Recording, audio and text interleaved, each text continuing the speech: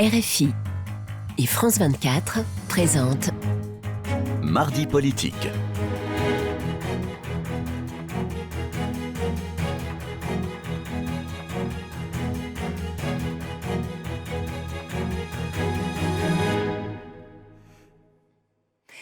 C'est l'heure de Mardi politique sur France 24 et RFI. Bonsoir Frédéric Rivière. Bonsoir Rosine, bonsoir à tous. Et ensemble, nous recevons Daniel Obono. Bonsoir, vous êtes député La France Insoumise de Paris. Merci d'avoir accepté notre invitation. Alors la France Insoumise a déposé et voté une deuxième motion de censure aujourd'hui contre le gouvernement sur le volet dépenses du projet de loi de finances. Vous savez qu'elle ne passera pas, comme la précédente et sans doute comme la suivante, la semaine prochaine.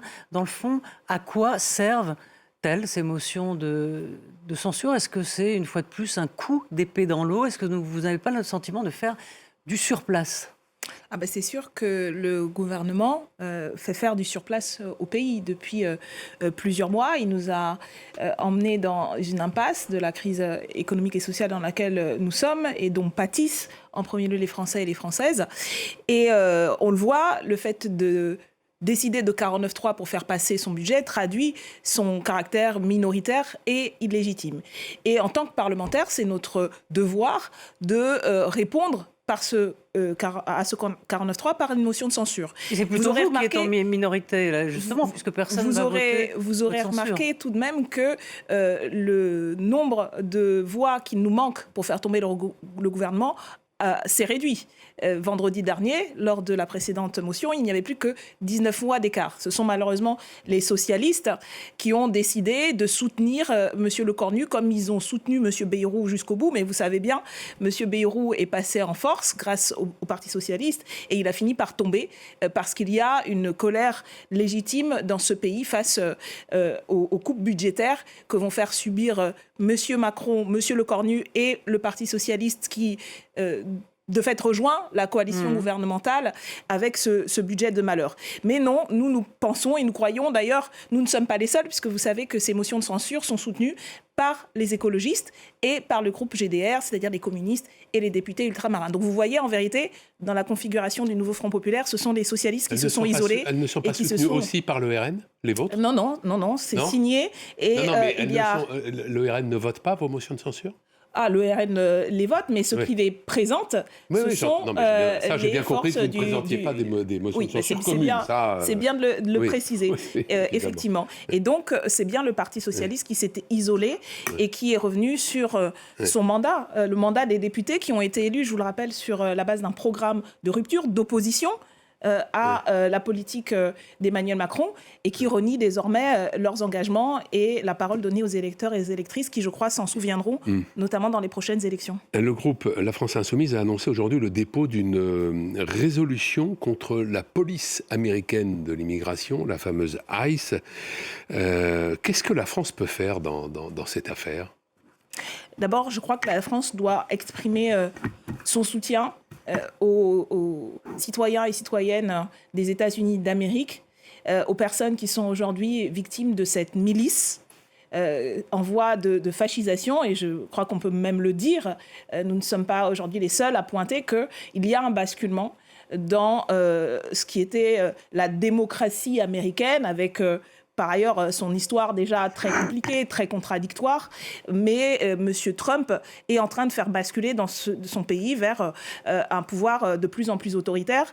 Le meurtre de sang-froid à bout portant récemment de deux personnes, une mère de famille, un infirmier, a choqué les États-Unis d'Amérique. Vous avancez peut-être en disant ça. Il y a des enquêtes possibles que bien sûr qu'il y a ce soit qualifié comme ça, mais vous avancez peut-être. Il faut d'ailleurs que ces enquêtes puissent avoir lieu, puisque vous savez que les propos des représentants du gouvernement trumpiste ont été particulièrement scandaleux. Aujourd'hui, ils reculent, mais il a fallu que les autorités du Minnesota, d'ailleurs, fassent intervenir des juges pour pouvoir faire en sorte que, y compris les preuves sur les lieux, puissent être récupérées. Non, je crois que ces vidéos ont été diffusées sur de nombreux réseaux sociaux. C'est extrêmement choquant venant d'un pouvoir qui se prétend aujourd'hui régenter faire une police du monde.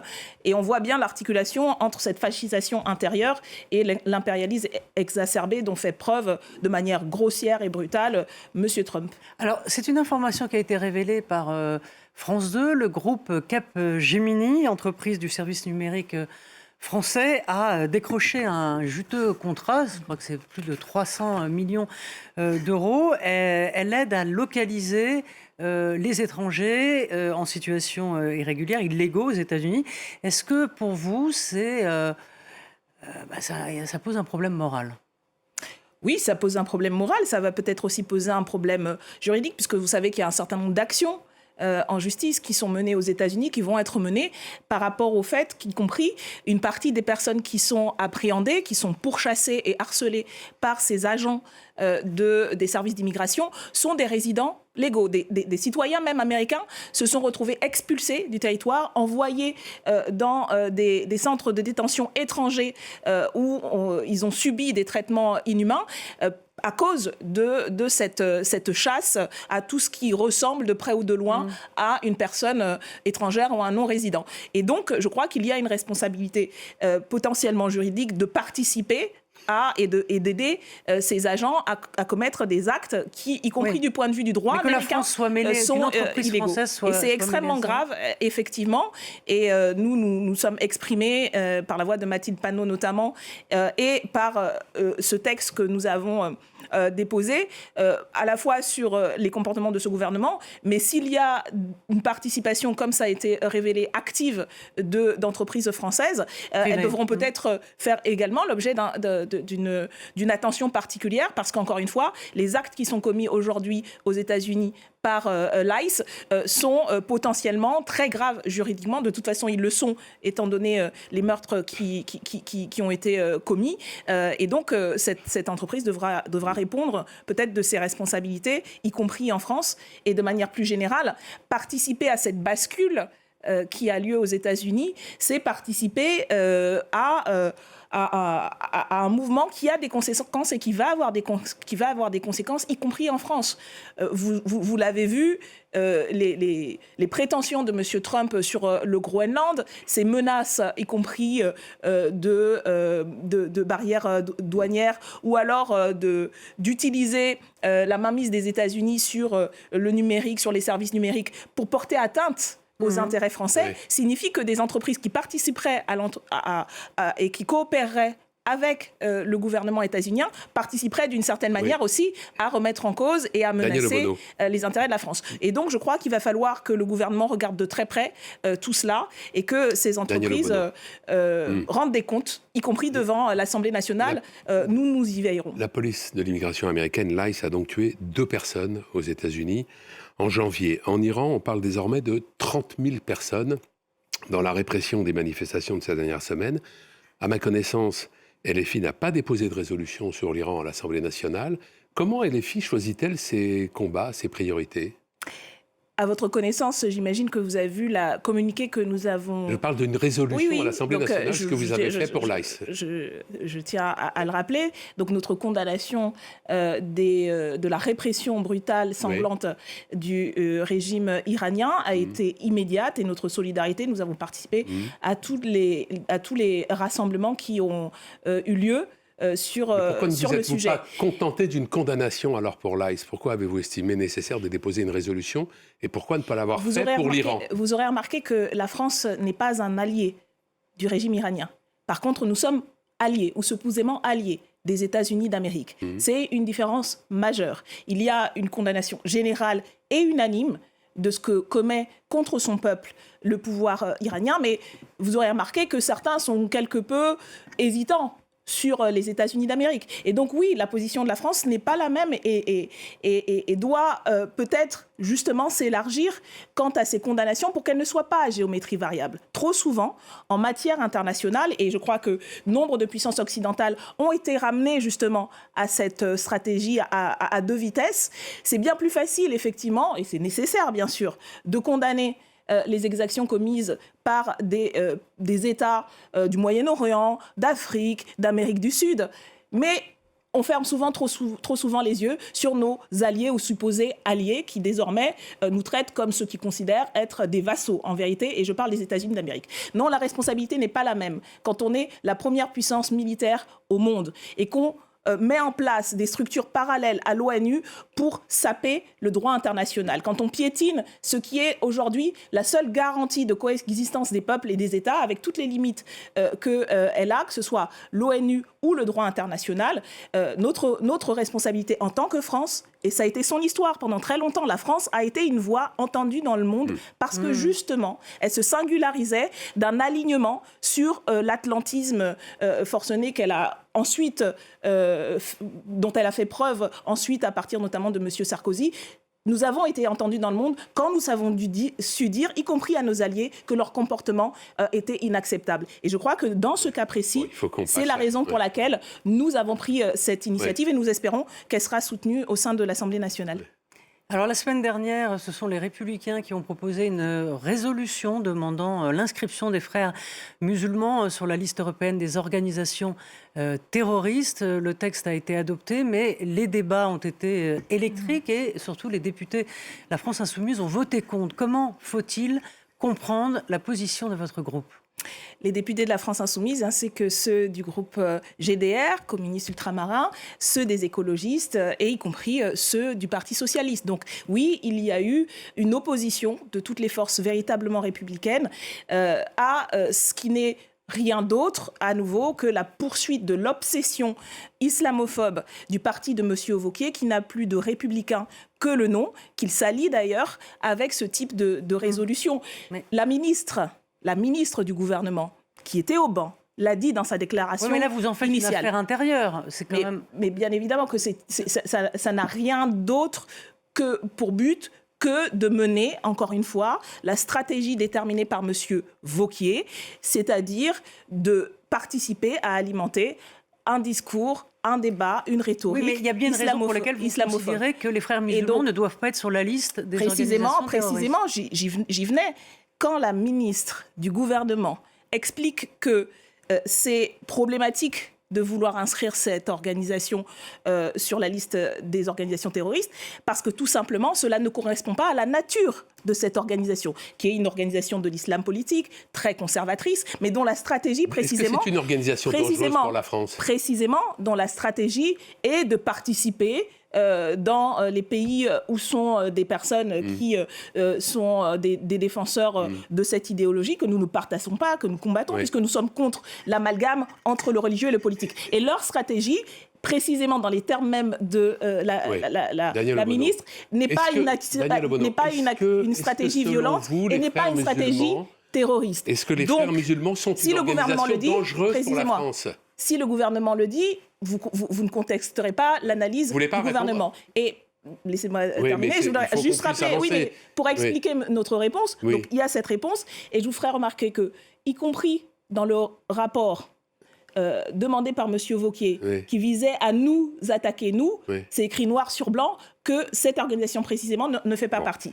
Et donc, est-ce qu'elle est dangereuse pour la France ? Nous sommes contre l'islam politique, c'est-à-dire toute idéologie, toute stratégie politique qui revient à allier donc vous êtes contre les frères musulmans et le politique. Mais bien sûr que ce sont des adversaires politiques. Et donc un excès de précaution serait nuisible en la matière en disant allons jusqu'au bout, c'est terroriste. Non, excusez-moi monsieur. La lutte contre le terrorisme, c'est un sujet extrêmement sérieux.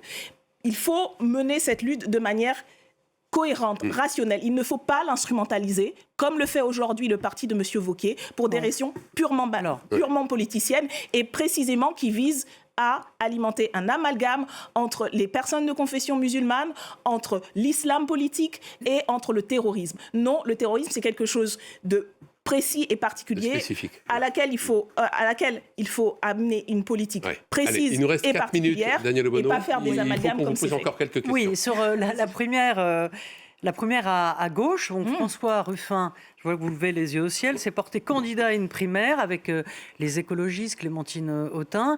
Le PS souhaite visiblement y aller, en tout cas Olivier Faure, si clair mais ils sont divisés, vous avez raison. Et bon, on imagine que la France Insoumise ne participera jamais à une primaire de gauche, de la gauche ? Nous l'avons dit, nous ne croyons pas à ce type de processus qui ne correspond pas d'ailleurs, je crois. Parce que vous avez toujours à la forces, bouche le mot démocratie, mais est-ce que c'est pas une manière démocratique non, je ne crois pas que ce soit plus démocratique qu'une autre désignation de candidat. Et je crois que la démocratie, c'est quand les électeurs et les électrices votent et s'expriment et décident de quel programme et quelle personne portant ce programme sera élue et pourra gouverner ce pays. Et précisément, alors il y a beaucoup de raisons d'être critique du processus de primaire, outre le fait que ça a déjà été essayé, je vous rappelle, moi à 2 reprises, et on a vu dans le cas de M. Benoît Hamon, n'est-ce pas, dont les colistiers dans cette campagne ont tous fini par trahir, avaient signé un papier, c'est très démocratique aussi, des gens qui s'engagent pour soutenir le vainqueur de la primaire et qui ont fini par trahir, rejoindre M. Macron et autres. Vous vous rappelez de ces moments, de grands moments démocratiques. Et puis il y a eu cette expérience en 2022 d'une espèce de primaire populaire dont la personne qui a été finalement désignée n'est pas allée jusqu'au bout. Donc tout cela est d'autant plus une perte de temps que là, on parle de désigner par une modalité qui est assez... qui interroge aussi pourquoi telle règle, pourquoi 500 signatures, qui a décidé de ça, très démocratique là aussi, mais surtout... Quand est-ce qu'on parle du fond du programme? Qu'est-ce qui différencie ces personnes, à part leur bonne mine? Alors, vous pouvez bien aimer un tel ou une telle parce qu'elle sourit, elle dit des blagues, ou celui-là, il a l'air bien sympathique. Mais pour nous, la question, c'est le programme. Quel programme partage le Parti socialiste? C'est une manière de clarifier, peut-être. Pour vous, LFI, Daniel Obono. Et dans ce cas, nous, on débat du fond. Il sera toujours question du programme à un moment ou à un autre dans la campagne. C'est quand même mieux... Oui. Non, excusez-moi, monsieur Rivière. C'est quand même mieux de discuter d'abord du programme, parce qu'ensuite, on se met soi-disant d'accord sur un coup de poing de table. Pour nous, c'est essentiel et fondamental. Je sais que certains considèrent que le programme, il peut être jeté à la poubelle. Mais le programme et l'homme, pour vous, ça se confond. Il n'y a pas de débat chez vous. Non. Ça sera Jean-Luc Mélenchon, non? Non, excusez-moi. C'est pas sûr que ce soit Jean-Luc Mélenchon, le candidat? Vous êtes au courant peut-être mieux que moi d'une information inédite sur la candidature de Jean-Luc Mélenchon. Je serais prêt à prendre des paris. Mais... Eh bien, écoutez, prenez les paris que vous voulez. En l'occurrence, nous avons présenter une stratégie très claire qui inscrit d'ailleurs l'ensemble des prochaines échéances électorales dans une volonté de rassembler. Ça s'appelle l'unité populaire et c'est ce que nous mettons en œuvre pour les prochaines élections municipales. C'est ce que nous proposons à toutes les forces qui sont d'accord avec le programme du nouveau Front populaire, celui qui a été porté en tête lors des précédentes élections, celui autour desquels nous avons rassemblé une majorité de nos concitoyens et concitoyennes. Vous pensez peut-être que c'est un détail. Non, pour nous, c'est ça qui est fondamental. Qu'on a presque fini. Et il nous reste 20 secondes. La France insoumise sera à chaque élection la force qui présente ce programme de rupture et d'alternative pour les Français et les Françaises. Merci Daniel Obono. Merci beaucoup. Merci Frédéric. Merci à Flore Simon et à Camille Néran et à toute l'équipe technique. À très vite.